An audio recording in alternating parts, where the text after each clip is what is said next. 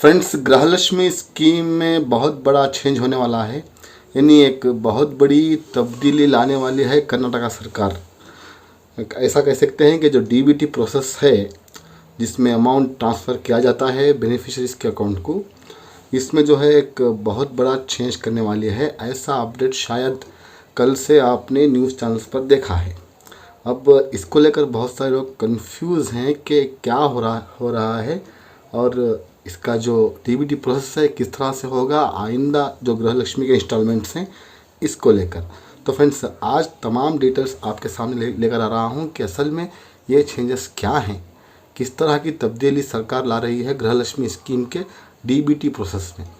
तो friends, welcome to my another video. अगर आपने चैनल सब्सक्राइब नहीं किया है तो आपसे रिक्वेस्ट है कि सब्सक्राइब कर लें, ताकि हर दिन एक नया इन्फॉर्मेशन आपको अपने घर बैठे मिलता रहे। तो फ्रेंड्स, अब तक जो डीबीटी प्रोसेस था वो इस तरह था कि जब finance department women and child development department को जो है अमाउंट रिलीज़ करती, तो वहाँ से जो है सेक्रेटरी के थ्रू, डायरेक्टर्स के थ्रू, उसके बाद जो है डीडी के थ्रू जो है बेनिफिशरीज़ के अकाउंट्स को अमाउंट डीबीटी हो जाता। सिंपल प्रोसेस था और आराम से डीबीटी होता था 8 या 10 दिन में। उससे पहले जब शुरुआत हुई तो वहाँ पर 15-20 दिन लगते थे, मगर जो 13th 14th इंस्टॉलमेंट आए वो 10-12 दिन के गैप में आए हैं। तो डीबीटी प्रोसेस थोड़ा फास्ट किया गया था उस वक्त। मगर यहाँ पर women and child development officials का कहना है कि ये जो गृहलक्ष्मी का प्रोसेस है डीबीटी, इसके करने से जो है उनके जो दूसरे काम हैं वो पेंडिंग हो रहे हैं, उनके ऊपर वर्क प्रेशर है। तो हम सीधी तरह से जो है कहीं भी कोई भी काम जो है ठीक तरीके से नहीं हो रहा है, ना तो गृहलक्ष्मी का हो रहा है, ना तो डिपार्टमेंट का कोई दूसरा काम हो रहा है। अब इसके चलते सरकार ने कल एक नया सिस्टम लाने की बात की है, नया डीबीटी प्रोसेस लाने की बात की है, जिसको लेकर बहुत सारे लोग ऑप्शन कर रहे हैं। और हाँ, मैं भी इसके ख़िलाफ़ हूँ। मैं भी इस प्रोसेस से इत्तेफाक नहीं रखता। अगर आप सुनेंगे तो शायद आप भी इसे इत्तेफाक नहीं रखेंगे, आप भी इसके ख़िलाफ़ आवाज़ उठाएंगे। आपको उठाना ही है, क्योंकि अब तक गृहलक्ष्मी स्कीम के बारे में हो या कोई दूसरे स्कीम्स के बारे में हो, जितने भी वीडियोज़ बनाए हैं मैंने सरकार के फेवर में बनाए हैं। मगर आज जो वीडियो बना रहा हूँ, मैं इसलिए बना रहा हूँ कि जो स्टेप सरकार ले रही है वो जो है सही नहीं रहेगा लोगों के लिए, ख़ासकर बिलो पॉवर्टी लाइन लोगों के लिए, मिडिल क्लास लोगों के लिए, गरीब लोगों के लिए, क्योंकि इस प्रोसेस में लोगों तक पैसा नहीं पहुंच सकता। अभी आप सुन लें, जान लें कि ये प्रोसेस क्या हो सकता है। तो यहाँ पर आपने देखा होगा न्यूज़ चैनल्स पर फ्रेंड्स, ऐसा कह रहे हैं कि अब जो अमाउंट ट्रांसफ़र होता था डायरेक्ट बेनिफिशियरीज के अकाउंट को, डीबीटी होता था, अब ऐसा नहीं होगा। अब फाइनेंस डिपार्टमेंट से women and child development department को आएगा, वहाँ से जो है हर ताल्लुक ऑफिस को अमाउंट ट्रांसफ़र किया जाएगा। ताल्लुक ऑफिस, शायद आप समझ गए होंगे ताल्लुक ऑफिस क्या है, जो हर ताल्लुक हेडक्वार्टर में होती है ताल्लुक ऑफिस। अब वहाँ का हर काम आप जानते हैं वहाँ पर क्या होता है। 100 रुपये, 200 रुपये, 500 रुपये, 1000 रुपये करप्शन के बग़ैर वहाँ पर कोई काम नहीं होता। जी हाँ, ये सिस्टम है हमारा ताल्लुक ऑफिस का। अब अगर गृहलक्ष्मी का अमाउंट वहाँ पर ट्रांसफ़र किया गया तो वहाँ पर मीडिएटर्स पैदा हो जाएंगे। जी हाँ, दरमियानी लोग पैदा हो जाएंगे, जिन्हें कमीशन देना पड़ेगा गृहलक्ष्मी का अमाउंट ट्रांसफ़र करवाने के लिए। तो मैं इस बात से इत्तेफाक नहीं रखता कि सरकार को ये डीबीटी प्रोसेस शुरू करना चाहिए। और आपको भी चाहिए कि कमेंट में आप इतने कमेंट्स करें, जिस तरह से पहले अमाउंट आ रहे थे उसी तरह का प्रोसेस कंटिन्यू हो। ये मैं भी चाहता हूँ, ये आप भी चाहते हैं, ये कर्नाटक के तमाम गृहलक्ष्मी बेनिफिशरीज चाहते हैं। अगर ताल्लुक हाफिज़ के हाथ पैसा लग गया तो मेरे ख़्याल से 60% लोगों तक भी अमाउंट नहीं पहुंचेगा। ये हालत हमारे ताल्लुक ऑफिसर्स की है। तो यहाँ पर यह भी कहा जा रहा है कि लोगों को क्यू लगा कर खड़ना पड़ेगा वहाँ पर, तभी पैसा मिलेगा। ऐसा नहीं हो सकता। डीबीटी का प्रोसेस चलेगा, मगर जहाँ तक ताल्लुक ऑफिस का सवाल है, वहाँ का काम जिस तरह से मैंने बताया आपको उस तरह से ही होगा। तो ख़ासकर गरीबों को, बिलो पॉवर्टी लाइन लोगों को, और जो भी इस गृहलक्ष्मी बेनिफिशरीज अब तक हैं, उन तमाम को बहुत प्रॉब्लम होगी अगर इस डीबीटी प्रोसेस को लाया गया गृहलक्ष्मी स्कीम में। तो मैं आज जो है मैं भी सरकार के फेवर में नहीं हूँ कि ये सरकार का एक स्टेप जो है वो गलत साबित होगा। जो नाम सरकार ने 2 साल से कमाया है, यानी जैसा कि आप जानते हैं कि गरीबों को अब तक 30,000 रुपये गृहलक्ष्मी स्कीम के मिले हैं, साथ में अन्नभाग्य का अमाउंट, युवनिधि का अमाउंट, फ्री बस स्कीम।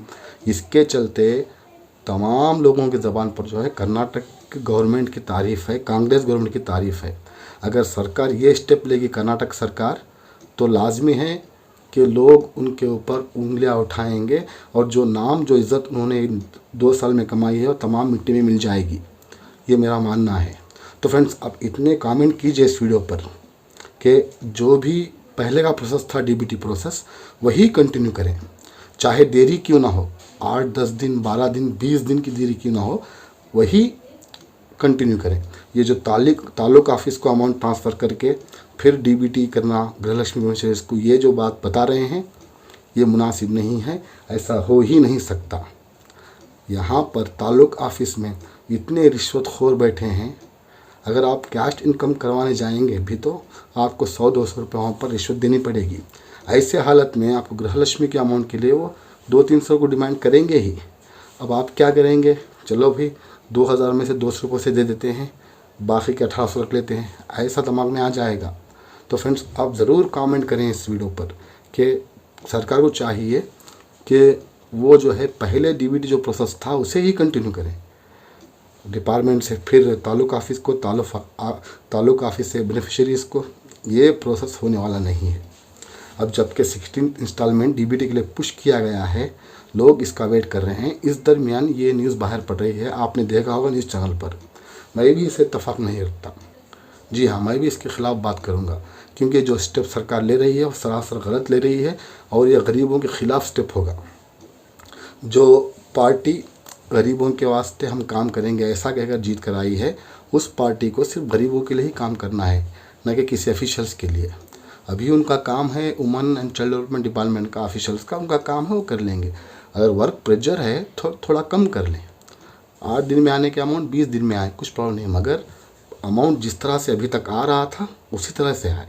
इस तरह से आप कमेंट करना फ्रेंड्स, क्योंकि आपके कमेंट बहुत अहमियत रखते हैं और आपके कमेंट ही पूरा काम करेंगे। जिस तरह से पिछली बार मैंने एक रिक्वेस्ट की थी सरकार से कि अमाउंट जल्दी डीबीटी कीजिए, आपने जो कमेंट किया था अल्हम्दुलिल्लाह वो बहुत अच्छा काम किया है, बहुत सारे व्यूज़ उस पर हुए हैं, बहुत सारे शेयर्स हुए हैं।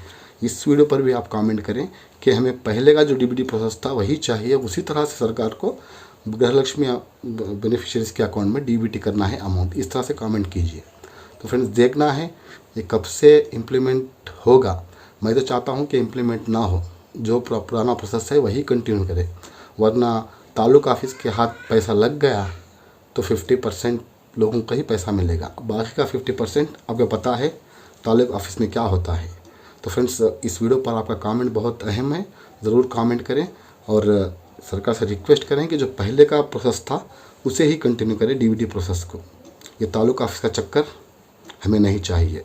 इस तरह से जो है आप कमेंट करें, मैं भी यही चाहता हूँ, तमाम लोग यही चाहते हैं और मीडिया में तमाम यही दिखा रहे हैं कि ये प्रोसेस सही नहीं है सरकार का। अब देखना है आगे क्या डिसाइड करते हैं। अब 16 इंस्टॉलमेंट तो पुश टू डीबीटी हुए हैं, देखना है कब डीबीटी होगा, इसके बारे में अपडेट दे दूंगा। मगर फ़िलहाल जो गृहलक्ष्मी स्कीम में चल रहा है वो सही नहीं हो रहा है, मुनासिब नहीं हो रहा है। तो प्लीज़ आप कमेंट ज़रूर करें, इस वीडियो को लाइक और शेयर ज़रूर करें। अगर चैनल पर नए हैं, बिना सब्सक्राइब के बगैर देख रहे हैं, तो रिक्वेस्ट है कि सब्सक्राइब करके देखें, ताकि हर दिन एक नया इन्फॉर्मेशन आपको अपने घर बैठे मिल सके। मिलते हैं मेरे अगले वीडियो में एक नई इन्फॉर्मेशन के साथ। तब तक के लिए thank you for watching. Stay safe, stay blessed always.